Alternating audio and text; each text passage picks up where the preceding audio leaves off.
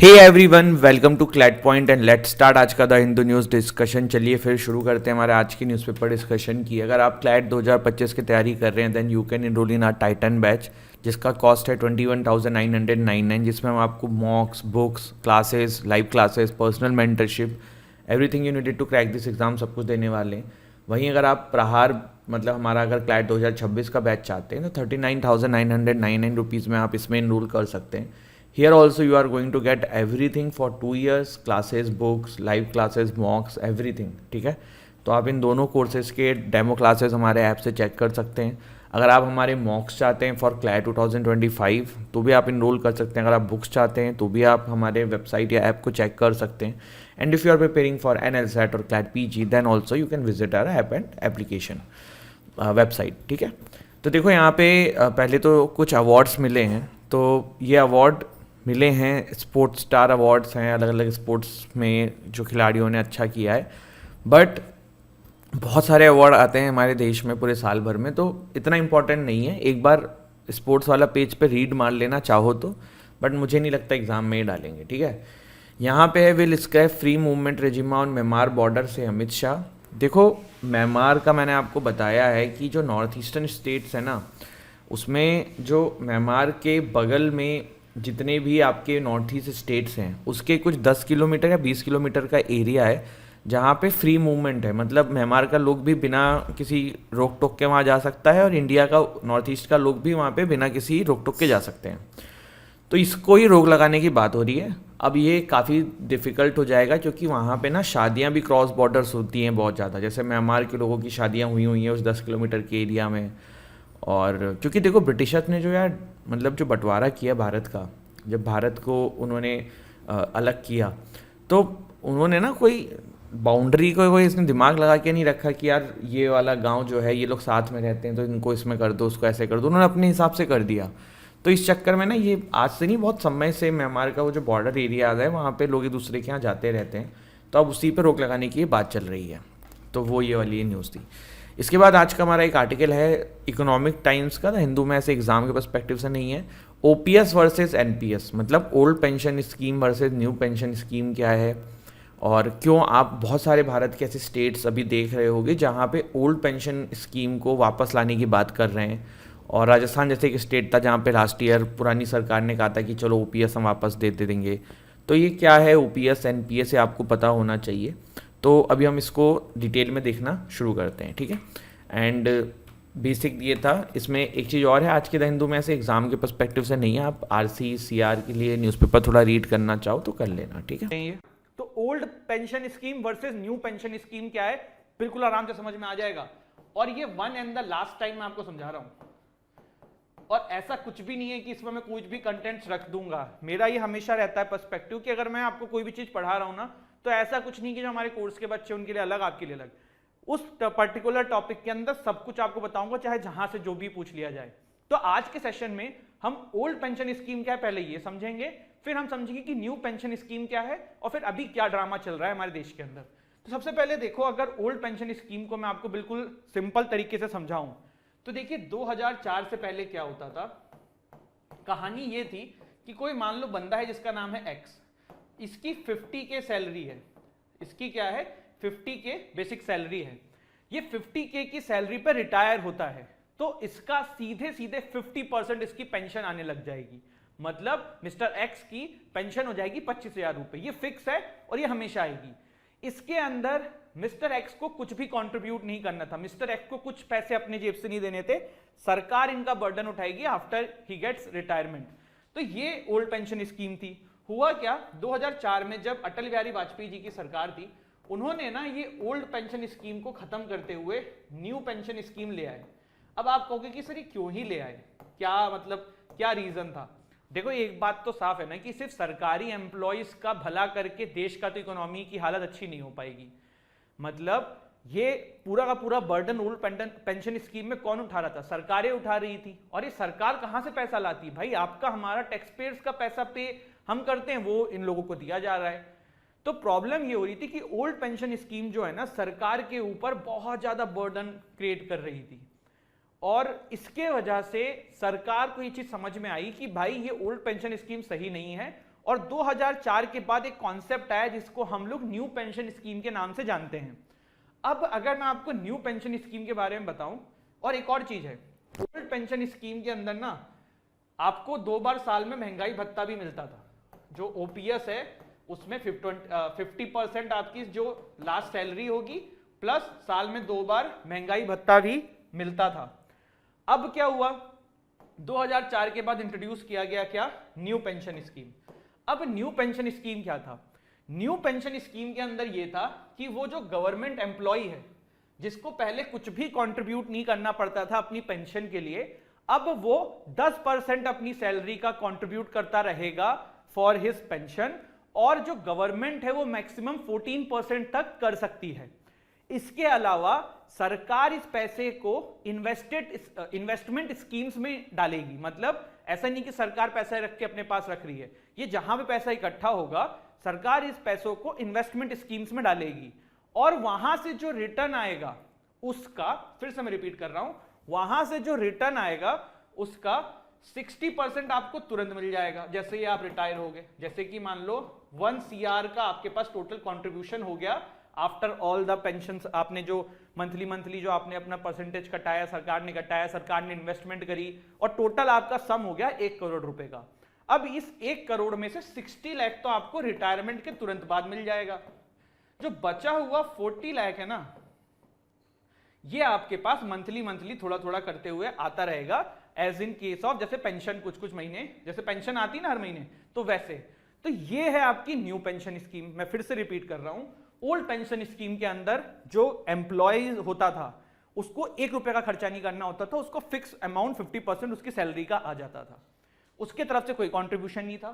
यहां पे उसके तरफ से कंट्रीब्यूशन है, उसको अपनी सैलरी का 10% देना है, मैक्स सरकार भी 14% देगी, और ये पैसा सरकार कहीं इन्वेस्टमेंट करेगी। अगर वहां से जो रिटर्न आएगा, चाहे ज्यादा आए चाहे कम आए, जो भी रिटर्न आएगा उस रिटर्न का 60% आपको रिटायरमेंट के तुरंत बाद मिल जाएगा, बचा हुआ 40% पेंशन के फॉर्म में थोड़ा थोड़ा आएगा। अब एक चीज मैं आपको यहां पे बता देता हूं कि यहां पे ना आप जब जॉब पे आते थे, जैसे मान लो मिस्टर एक्स का बेटा वाई है, उसकी अभी नौकरी लगती है अंडर न्यू पेंशन स्कीम, तो there is a difference between mister X and mister Y. Mister X ने जब जॉब ज्वाइन करी थी उन्हें पता था कि भाई मेरे को 25,000 रुपए तो मिलने ही मिलने हैं पेंशन, बट वाई को पता नहीं है कि कितने मिलने हैं। क्या पता इन्वेस्टमेंट करने के बाद रिटर्न इतना ना आए तो उसका 1 करोड़ की जगह 50 लाख ही बने, तो 50 लाख का 60% मिल जाएगा, 40% पेंशन की तरह आएगा। तो ये कुछ रीजंस थे जिसके वजह से ये प्रॉब्लम हो रही थी। अब हुआ क्या, अब हो ये रहा है कि जो बीजेपी की अपोजिंग पार्टीज हैं, मतलब जहां जहां पे मोस्टली कांग्रेस की सरकार है या कोई और सरकार है, तो वो लोग ना ओपीएस को हटा के, सॉरी एनपीएस को हटा के ओपीएस लाने की बात कर चुके हैं, जैसे कि राजस्थान एक एग्जांपल है। अब आपको एक चीज समझनी होगी, बहुत ही प्रूडेंट इंसान की तरह इस चीज को समझना होगा। Even my father is a government employee, but still I am saying this. यार एक बात बताओ, गवर्नमेंट एम्प्लॉय जो हैं उनको सिर्फ उनका उद्धार करने के लिए आप बाकी लोगों को छोड़ रहे हो। कैसे छोड़ रहे हो, एक बात समझना। कुछ पहले मैं आपको ना आंकड़े बताता हूं, फिर आप समझोगे। ये एडिटोरियल आया था कल हिंदू में और आज बिजनेस लाइन में, वहां पे ना ये फैक्ट्स आए कुछ, तो वो फैक्ट्स मैं आपके साथ शेयर करता हूं, आप लोगों को भी जान के थोड़ा ताज्जुब होगा। Basic monthly salary of a class 4 employee, class 4 मतलब जो आपकी लोअर पोस्ट होती है सरकार में, उनका 7th पे कमीशन के बाद जो मिनिमम सैलरी है ना वो 25,000 आ रही है। 25K जो है वो बेसिक मंथली सैलरी है क्लास 4 के एम्प्लॉय की। हम ऊपर वाले की तो बात ही नहीं कर रहे हैं, आपको पता है ऊपर वाला क्या होता है, बट हम मेन सैलरी की बात कर रहे हैं कि ये है। इसके बाद कुछ और आंकड़े सुनो।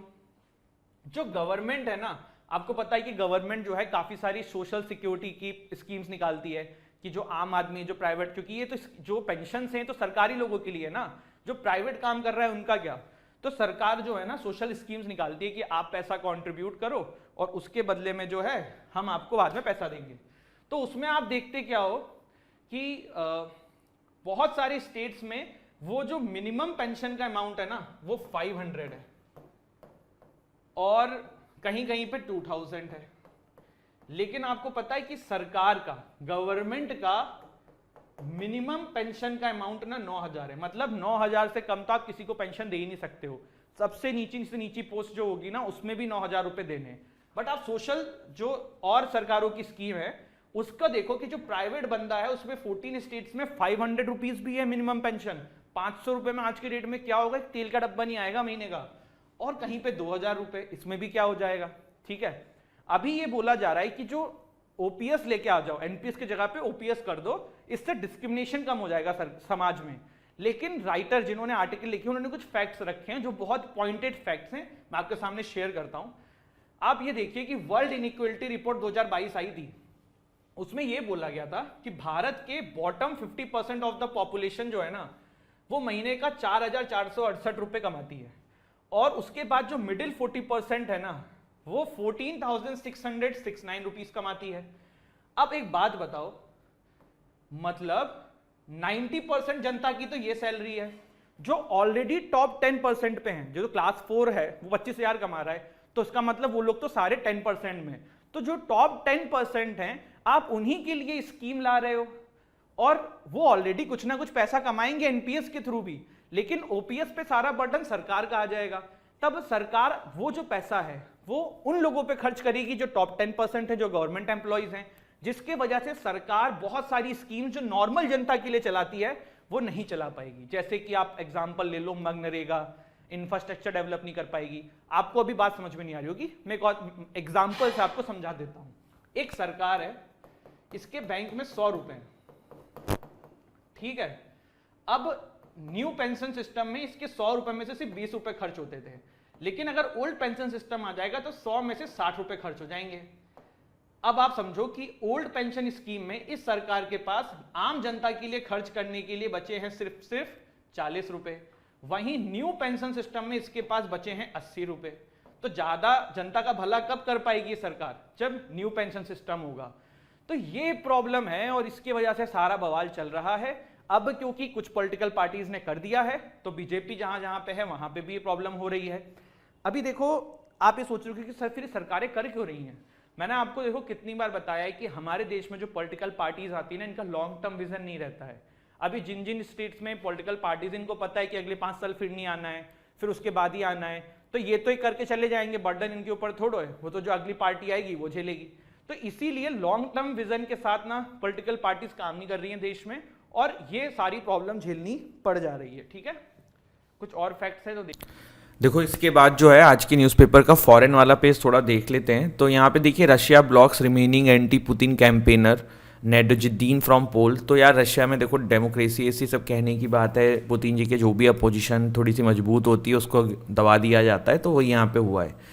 Ethiopia names intelligence chief Temesgen as new deputy PM, ठीक है।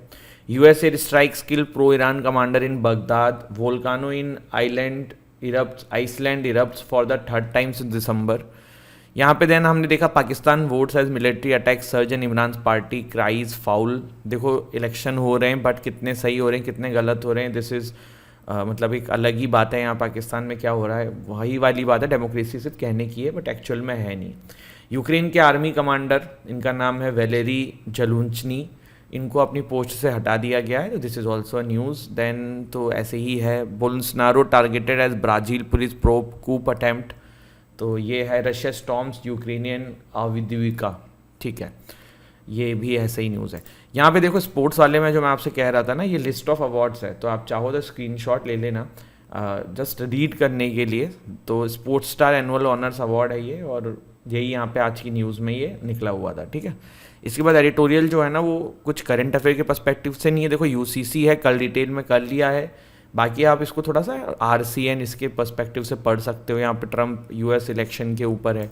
टेक्स्ट वाला पेज जो आया हुआ है वो पेटीएम पेमेंट बैंक वाला आया हुआ है कि जो अभी आरबीआई ने नई गाइडलाइंस दी है not for the Paytm app, Paytm payment bank के लिए, तो उससे रिलेटेड ये न्यूज़ है, ठीक है। तो चलिए, this is it, thank you so much.